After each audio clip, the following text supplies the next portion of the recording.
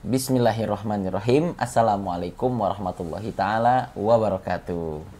Sahabat Mida dimanapun Anda berada, kembali lagi dengan saya Rizky Haidsul Haq selaku Ketua dari Yayasan Mitra Dai Indonesia di segmen Kohwah Qaulun wa Hikmah. Dalam sesi ini kita akan sedikit sharing kepada sahabat Mida sekalian hal-hal yang bersifat literatur, baik bersifat sejarah, kisah para sahabat, fikih, dan ilmu-ilmu pemahaman agama lainnya dalam rangka menggapai hikmah dan juga pelajaran yang bisa kita kutip dan bisa kita kulik dari berbagai macam ilmu-ilmu yang akan kita bahas pada segmen ini. Insyaallah ta'ala kami akan hadir membersamai sahabat media sekalian. Untuk itu, guna menambah kebermanfaatan pada channel YouTube kami, saya mengajak, ayo jangan lupa di subscribe ya. Di-subscribe, ajak saudara kerabat untuk men-subscribe channel YouTube kami, dan juga di-like, lalu di-share. Kalau ada yang mau dimasukkan, tambahan dan sebagainya bisa isi kolom komentar. Barakallahu fikum. Insyaallah pada hari ini kita dalam segmen Kohwah Qaulun wa Hikmah ya. Kita akan membahas tentang sahabat Rasulullah Shallallahu alaihi wasallam yang bernama Abdullah bin Umar. Masya Allah. Abdullah bin Umar. Beliau adalah seseorang yang dijuluki sebagai pribadi yang tangguh dan selalu dekat kepada Allah. Dari sini kita memahami bahwasanya beliau adalah seseorang yang soleh ya, dan punya pendirian yang tangguh dan juga selalu mendekatkan dirinya kepada Allah Subhanahu wa taala. Saat Abdullah bin Umar telah berusia senja, ia berbicara, "Aku telah berbaiat kepada Rasulullah Shallallahu alaihi wasallam. Dan sampai saat ini aku tidak pernah merusak atau mengingkari janji itu. Aku tidak pernah berbaiat kepada pengobar fitnah dan tidak pula membangunkan orang mukmin dari tidurnya." Artinya beliau ini memang benar-benar menjaga janjinya dan juga komitmennya kepada ajaran agama Islam melalui keikutsertaannya bersama baginda kita Nabi Muhammad Sallallahu Alaihi Wasallam. Kalimat-kalimat tersebut merupakan rangkuman kehidupan seorang lelaki soleh yang dikaruniai usia panjang hingga lebih dari 80 tahun. Masya Allah, beliau mempunyai umur yang cukup panjang ya, lebih dari 63 tahun. Bahkan umur beliau sampai 80 tahun. Dan telah memulai hubungannya dengan Rasulullah Sallallahu Alaihi Wasallam dan Islam sejak berusia 13 tahun. Bayangkan, berarti ikut berkecimpung dalam keislamannya mulai dari umur 13 tahun. Yaitu ketika ia menyertai ayahandanya dalam perang Badar. Siapa ayahandanya? Yaitu Khalifah Amirul Mukminin, yaitu Umar ibn al-Khattab. Dengan harapan mendapatkan tempat dan deretan para pejuang seandainya tidak ditolak oleh Rasulullah karena usianya yang masih terlalu muda. Jadi beliau masih terlalu muda, tapi masih berusaha untuk ikut hadir di medan perang bersama Rasulullah Shallallahu Alaihi Wasallam. Sejak saat itu dan bahkan sebelumnya lagi, ketika ia menyertai ayahandanya dalam hijrah ke Madinah, hubungan anak yang cepat matang kepribadiannya itu dengan Rasulullah Shallallahu Alaihi Wasallam dan Islam telah mulai terjalin. Sejak hari itu sampai saat ia menemui Allah, yakni setelah ia mencapai usia 85 tahun, kita akan mengetahui bahwa ia adalah seorang yang tekun dan selalu mendekatkan diri kepada Allah. Ia tidak pernah bergeser dari pendiriannya walaupun seujung rambut dan tidak pernah menyimpang dari baiat yang telah diikrarkannya melalui janji syahadat yang telah diucapkannya.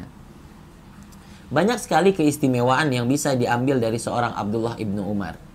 Ilmu, kerendahan hati, kebulatan tekad dan keteguhan pendirian, kedermawanan, kesolehan, dan ketekunan dalam beribadah, serta ketangguhannya dalam berperang pun bisa kita jadikan teladan.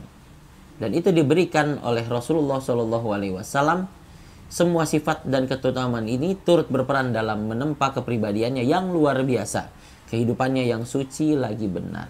Begitulah sosok seorang Abdullah ibnu Umar ketika dia sudah mendedikasikan dirinya kepada Islam, maka insya Allah dia digelari dan diberikan karakter-karakter yang positif. Dan itu diketahui oleh Rasulullah Shallallahu Alaihi Wasallam.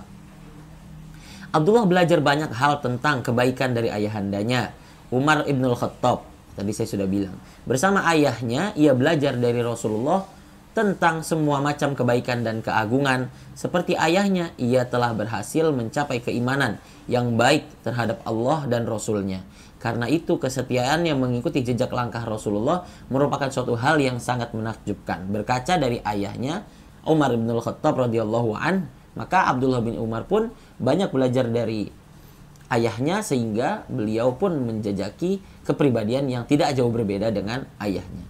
Abdullah selalu memperhatikan apa saja yang dilakukan oleh Rasulullah, lalu menirunya secara cermat dan teliti. Contohnya Rasulullah pernah melakukan salat di suatu tempat.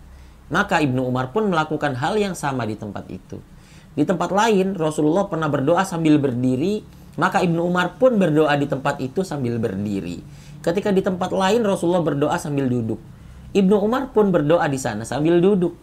Saat di suatu lokasi Rasulullah turun dari punggung untanya dan melakukan sholat 2 rakaat, Ibnu Umar pun tidak mau ketinggalan melakukannya. Jika dalam perjalanannya ia lewat di daerah itu dan di tempat itu pun Ibnu Umar melaksanakan sholat 2 rakaat. Bahkan ia tidak lupa ketika unta tunggangan Rasulullah berputar 2 kali di suatu tempat di Mekah, beliau turun dari atasnya lalu melakukan sholat 2 rakaat. Meski barangkali unta itu berputar karena mencari tempat yang cocok baginya untuk meredum. Nah, ketika Abdullah bin Umar sampai di tempat itu, ia segera membawa untanya berputar 2 kali, kemudian menderumkan untanya, dan setelah itu sholat 2 rakaat sehingga persis dengan perbuatan Rasulullah yang telah dia saksikannya. Begitu cintanya Abdullah bin Umar sampai apapun yang dilakukan Rasulullah itu, beliau ikut mencontohkannya. Kesetiaan Abdullah bin Umar yang sangat tulus dalam mengikuti jejak Rasulullah SAW, ia telah mengundang pujian dari Ummul Mukminin Aisyah radhiyallahu anha, sehingga ia mengatakan tidak seorang pun yang mengikuti jejak langkah Rasulullah di tempat-tempat persinggahan beliau sebagaimana yang dilakukan oleh Ibnu Umar. Sampai diketahui oleh istri baginda kita Nabi Muhammad SAW.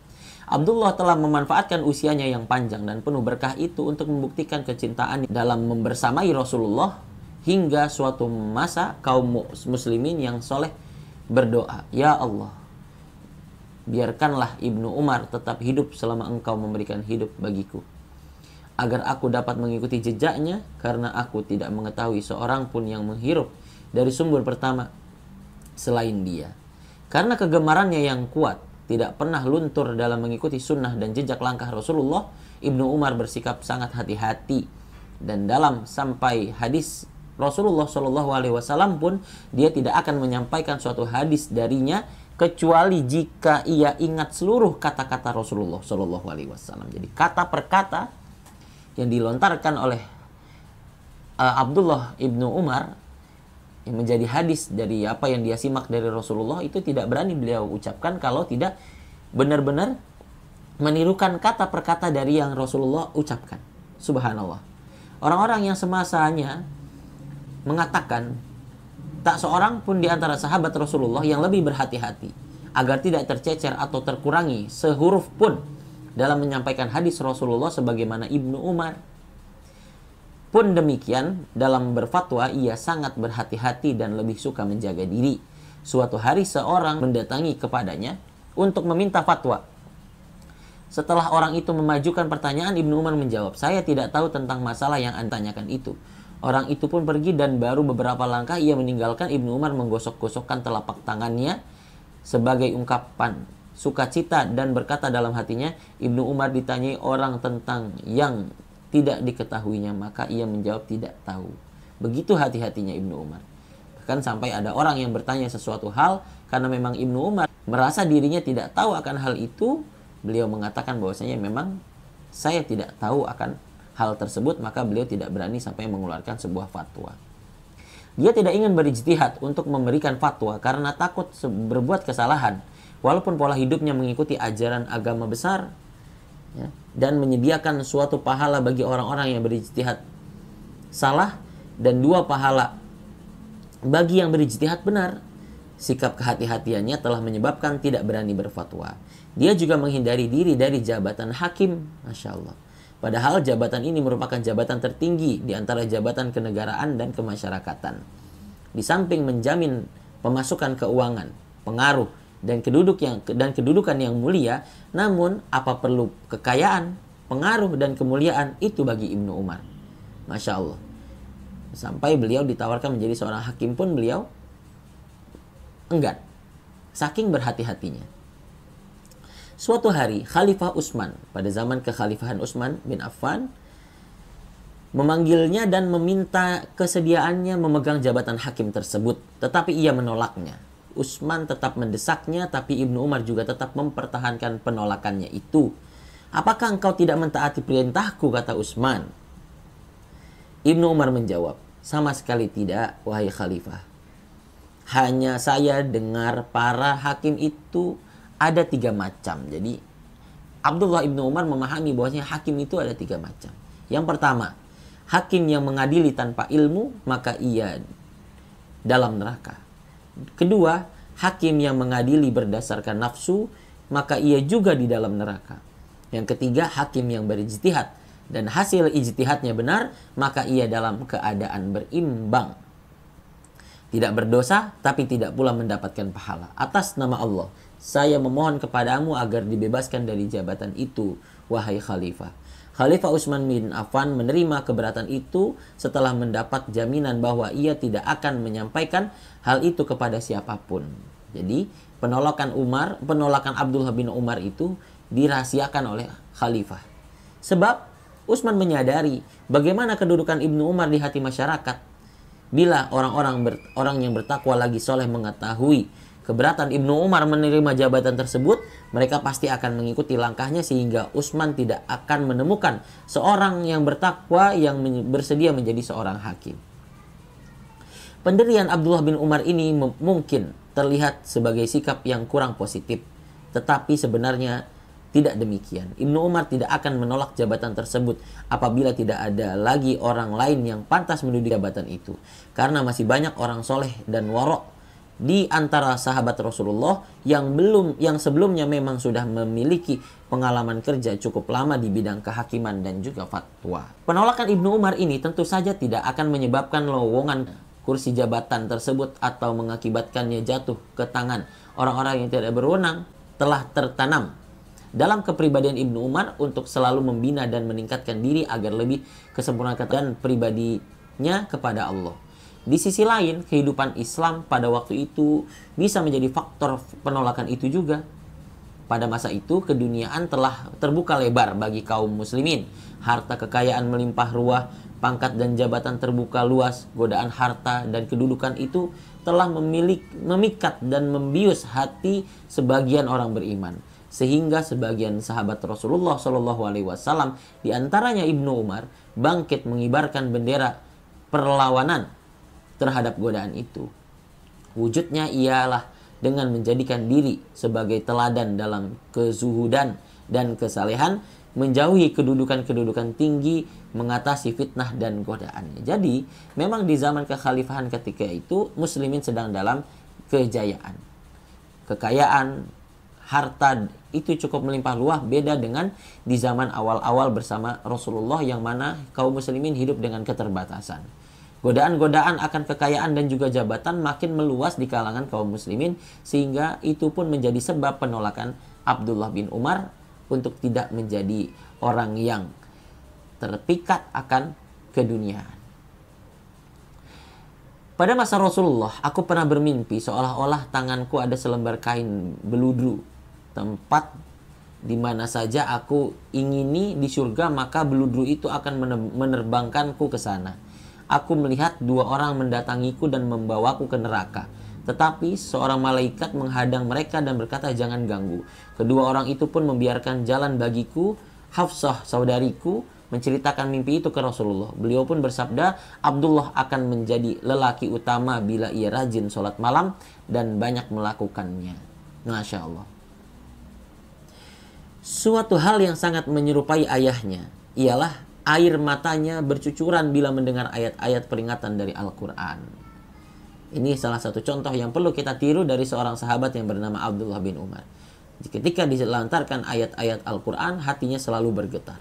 Itu pula yang menjadikan keislaman seorang yang sangat keras pribadi, yaitu sosok ayah beliau, yaitu Umar ibn al-Khattab. Itu pun tertanam di diri seorang Abdullah bin Umar. Ubaid bin Umair menuturkan, suatu hari saya membacakan ayat berikut ini kepada Abdullah bin Umar. Fakaifa idza ji'na a'udzubillahi minasyaitonir rajim. Fakaifa idza ji'na min kulli ummatin bisyahid wa ji'na bika 'ala haula'i syahida. Yauma idzi yawaddul ladzina kafaru wa 'asawur rasul law tusawwa bihimul ardu wa la yaktumunallaha haditsa. Seketika Ibnu Umar menangis hingga janggutnya basah oleh air mata. Suatu hari ketika ia duduk di antara sahabat-sahabatnya, ia membaca wailul lil mutaffifin alladzina idza iktalu 'alan nasi yastawfun wa idza kaluhum aw wazanuhum yukhsirun ala yadhunnu ulaika annahum mab'utsun liyaumin 'adzim yauma yaqumun nasu lirabbil alamin. Dia terus mengulang-ulang kalimat yauma yaqumun nasu lirabbil alamin, yaitu hari ketika manusia berdiri menghadap Rabb seluruh alam, sedangkan air mata yang mengucur sebagai hujan. Puncaknya ia jatuh pingsan disebabkan oleh perasaan sedih dan tangis.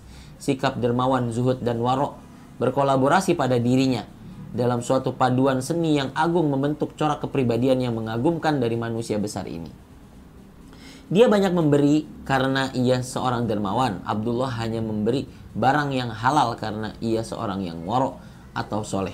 Ia tidak peduli andai kata kemurahannya itu akan menyebabkan dirinya miskin, sebab dirinya seorang yang berhati zuhud. Jadi subhanallah, selain ayat Al-Quran banyak menggelitik hatinya dan membuat dirinya semakin takwa kepada Allah, beliau juga adalah seorang yang dermawan. Bahkan sifat dermawannya itu tidak beliau jadikan alasan untuk takut menjadi seorang yang miskin, karena beliau juga memiliki karakter seorang yang zuhud, artinya tidak terlalu dipusingkan dengan urusan yang bersifat keduniaan. Ayub bin Al-Wail Ar-Rasibi pernah menceritakan kepada kita salah satu contoh kedermawanannya. Suatu hari Ibnu Umar menerima uang sebanyak 4.000 dirham dan sehelai baju dingin. Pada hari berikutnya Ibnu Wail melihatnya di pasar sedang membeli makanan untuk hewan tunggangannya, namun tidak dibayar secara kontan. Didorong oleh rasa penasaran, Ibnu Wail menjumpai keluarganya lalu bertanya, "Bukankah kemarin Abu Abdurrahman, maksudnya Ibnu Umar, menerima kiriman 4.000 dirham dan sehelai baju dingin?" "Benar," mereka menjawab. Ibnu Wail berkata, "Saya melihat ia tadi di pasar membeli makanan untuk hewan tunggangannya dan ia tidak punya uang untuk membayarnya." Mereka menjawab, "Tidak sampai malam hari, uang itu telah habis dibagi-bagikannya." Setelah itu ia mengambil baju dingin itu dan menyampaikan di pundaknya, lalu pergi dan kembali. Baju itu tidak kelihatan lagi. Ketika sampai menanyakan, ia menjawab baju itu telah diberikan kepada orang miskin. Subhanallah. 4.000 dirham yang dimiliki Abdullah bin Umar dengan sekejap diberikan kepada orang-orang yang membutuhkan. Tidak sampai esok hari. Tapi di esokan harinya beliau membeli pangan untuk hewan tunggangannya dengan tidak memiliki harta apapun. Masya Allah. Itulah salah satu contoh yang bisa kita ambil dari seorang yang bernama Abdullah bin Umar. Banyak sekali kisah-kisah kedermawanan yang bisa kita ambil dari seorang Abdullah bin Umar. Kita berlanjut kepada seseorang yang kita bahas hari ini adalah seseorang yang tidak pernah makan sampai kenyang selama 40 tahun. Tentu maksudnya bukan hendak menjauhi rasa kenyang itu semata, melainkan karena dorongan sifat zuhud dan waro. Di samping bagian dari upayanya untuk mengikuti jejak langkah Rasulullah dan ayahandanya, ia sangat khawatir bila kelak akan dihadapkan pada hari kiamat dengan pernyataan, "Engkau telah habiskan segala kenikmatanmu waktu kamu hidup di dunia, yang kamu bersenang-senang dengannya." Ia menyadari bahwa di dunia ini hanyalah tamu atau seorang musafir yang akan segera berlalu. Ia pernah bercerita tentang dirinya, "Aku tidak pernah membuat tembok dan tidak pula menanam sebatang kurma sejak wafatnya Rasulullah." Artinya memang beliau menjadi seorang yang sangat berhati-hati dan tidak berlebih-lebihan dalam menyikapi apapun. Maimun bin Mahran berkata, "Saya masuk ke rumah Ibnu Umar dan menaksir harga barang-barang yang terdapat di sana berupa ranjang, selimut, tikar, dan apa saja yang terdapat di sana. Maka saya mendapati hanya tidak sampai 100 dirham. Hal ini terjadi bukanlah karena Ibnu Umar miskin, sebab sejatinya ia orang kaya, dan juga bukan karena pelit terhadap dirinya sendiri, karena sebenarnya ia adalah seorang yang pemurah dan dermawan. Yang demikian karena ia seorang zuhud dan tidak terpikat oleh dunia, tidak suka kehidupan mewah, dan tidak senang menyimpan dan dari kebenaran serta kesalehan dan dalam menempuh kehidupannya ini. Jadi dia memang tidak ingin berglamor dalam menjalani kehidupannya sehari-hari. Bahkan dalam keadaan kondisi rumahnya dilihat oleh sahabat merupakan suatu karakter rumah yang sangat sederhana. Seorang Ibnu Umar dikaruniai umur panjang dan masih hidup pada masa Bani Umayyah, di mana harta melimpah ruah, tanah selebar luas, dan kemewahan terbentang di kebanyakan rumah kaum muslimin, apalagi di istana. Meski demikian, gunung yang mulia ini tetap tegak dan tidak tergoyah, tidak hendak beranjak dari tempatnya, dan tidak hendak bergeser dari sifat warok dan zuhudnya. Itulah seorang Ibnu Umar. Jika seorang menyebut persoalan kebahagiaan dan kesenangan dunia dihindari, ia berkata, "Aku dan para sahabatku telah sepakat atas suatu perkara, dan aku khawatir jika menyalahi mereka dan tak akan bertemu lagi dengan mereka untuk selama-lamanya."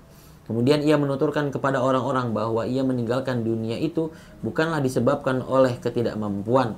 Kemudian ia menadahkan kedua tangannya ke langit sembari berkata, "Ya Allah, Engkau mengetahui bahwa kalau tidaklah karena takut kepadamu, tentulah kami akan ikut berdesakan dengan bangsa kami Quraisy memperebutkan dunia ini." Subhanallah. Itulah seorang sosok Ibnu Umar yang sangat menjaga kezuhudannya, bahkan keglamoran kaum muslimin dan kekayaan kaum muslimin yang memang sedang berjaya ketika itu tidak memalingkan matanya seorang Abdullah Ibnu Umar.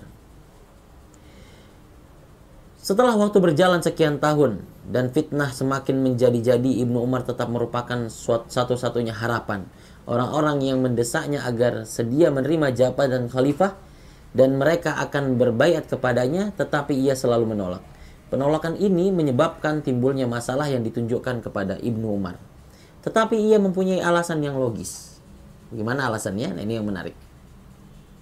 Telah dimaklumi bahwa setelah Utsman terbunuh, keadaan bertambah buruk dan berlarut-larut, sehingga bencana malapetaka pun tidak terletakkan. Walaupun ia tidak mempunyai ambisi untuk menempati jabatan khalifah tersebut, ia sejatinya bersedia memikul tanggung jawab dan menanggung resikonya. Dengan syariat, ia dipilih oleh seluruh kaum muslimin dengan kemauan sendiri tanpa dipaksa. Adapun jika baiat itu dipaksakan oleh seorang yang atas sebagian yang lainnya di bawah ancaman pedang, inilah yang tidak disetujui oleh Ibnu Umar. Dan ia menolak jabatan khalifah dan dicapai dengan cara yang seperti itu. Ketika itu syarat tersebut tidak mungkin terwujud meski sebesar apapun kebaikan Ibnu Umar dan kekompakan kaum muslimin dalam mencintai dan menghormatinya. Luasnya daerah dan letak yang berjauhan di samping pertikaian yang sedang berkecamuk di antara kaum muslimin menyebabkan mereka terpecah-pecah menjadi beberapa golongan yang saling berperang dan mengangkat senjata. Suasana waktu itu tidak memungkinkan tercapainya konsensus atau kesepakatan yang diharapkan oleh Ibnu Umar. Suatu hari seorang mendatanginya berkata, "Tidak ada seorang pun yang lebih buruk perlakuannya terhadap umat manusia selain dirimu, wahai Ibnu Umar." "Mengapa?" tanya Ibnu Umar. "Demi Allah, saya tidak pernah menumpahkan darah mereka, tidak pula berpisah dengan jamaah mereka, apalagi memecah belah suatu kesatuan mereka." Orang itu berkata lagi, "Seandainya engkau bersedia menjadi khalifah, tidak akan ada seorang pun yang menentang." Jawab Ibnu Umar, "Saya tidak ingin jabatan itu menjadi milikku." Sementara masih ada seseorang yang mengatakan setuju, sedangkan orang lain mengatakan tidak.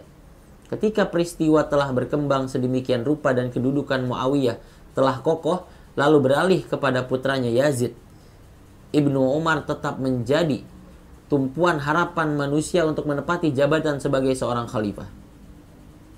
Bahkan ketika Muawiyah II putra Yazid menduduki jabatan khalifah, lalu hanya selang beberapa hari ia meninggalkannya karena tidak menyukainya, harapan terhadap Ibnu Umar tersebut tidak pernah surut. Padahal pada saat itu Ibnu Umar telah menjadi seorang berusia lanjut. Marwan dengan datang kepadanya dan berkata, ulurkanlah tangan Anda agar kami berbaiat. Anda adalah pimpinan Islam dan putra pimpinan Islam.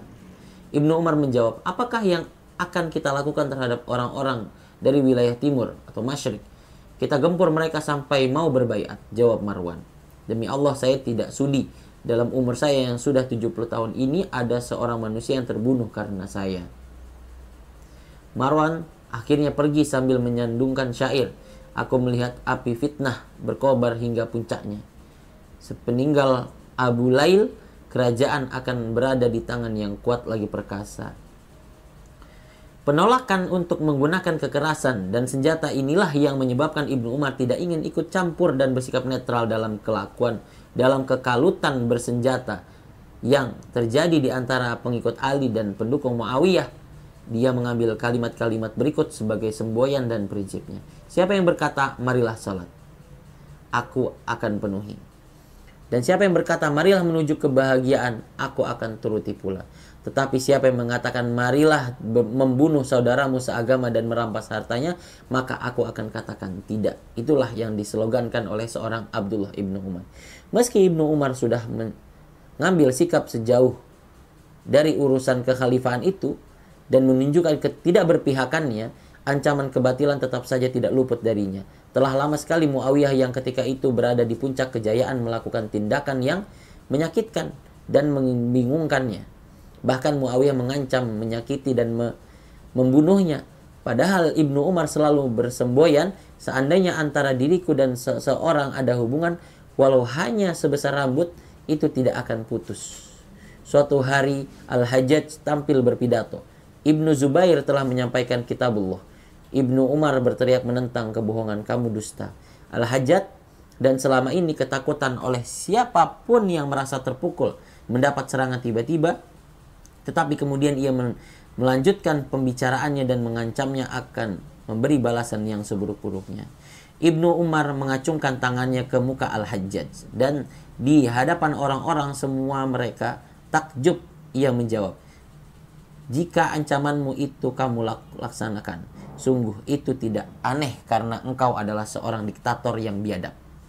Tetapi meski sekeras dan sebesar apapun keberanian Ibnu Umar, sampai akhir hayat ia selalu ingin agar tidak terlibat dalam fitnah bersenjata dan menolak untuk berpihak kepada salah satu golongan. Itulah sikap yang diambil oleh seorang Ibnu Umar di tengah perebutan kekuasaan antara Ali bin Abi Thalib dan kaum Muawiyah ketika itu. Dia sangat menyesal dan berduka melihat darah kaum muslimin bertumpah oleh sesamanya.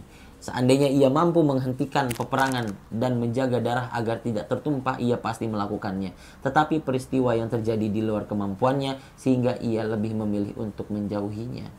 Hati kecilnya sejatinya berpihak kepada Ali. Bahkan tampak bahwa Ibnu Umar yakin Ali berada di pihak yang benar. Terbukti pada akhir hayatnya diriwayatkan bahwa ia berkata, tiada suatu pun yang aku sesali karena tidak kuperoleh di dunia ini kecuali satu hal. Aku sangat menyesal tidak mendampingi Ali saat memerangi golongan yang melampaui batas.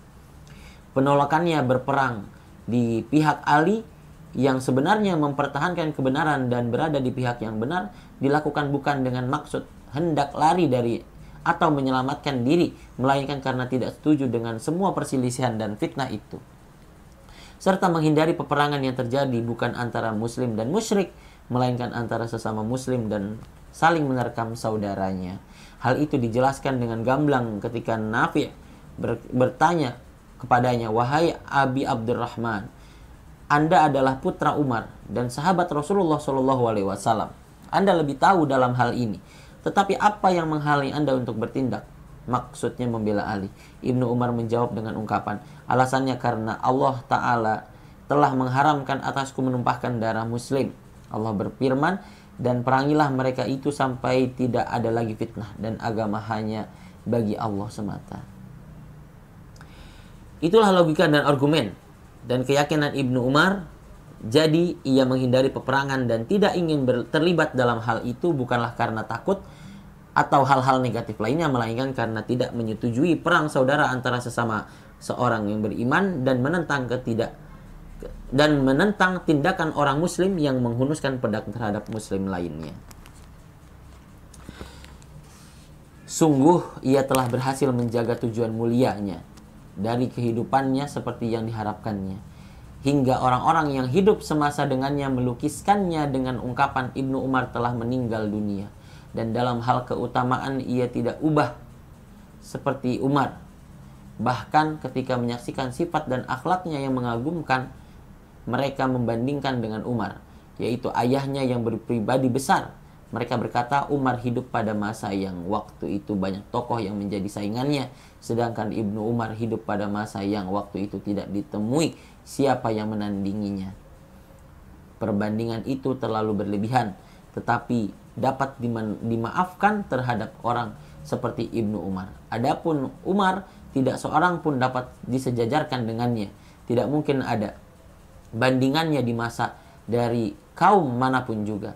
Pada tahun 73 Hijriah, ketika sang surya telah condong ke barat hendak memasuki peraduannya, sebuah kapal keabadian telah mengangkat sauh dan mulai berlayar ke alam lainnya, Al-A'raf, Al-Rafiq, Al-A'la, membawa sosok tubuh salah seorang tokoh teladan terakhir mewakili akhir zaman wahyu di Makkah dan Madinah, yaitu jasad Abdullah ibnu Umar bin Al-Khattab.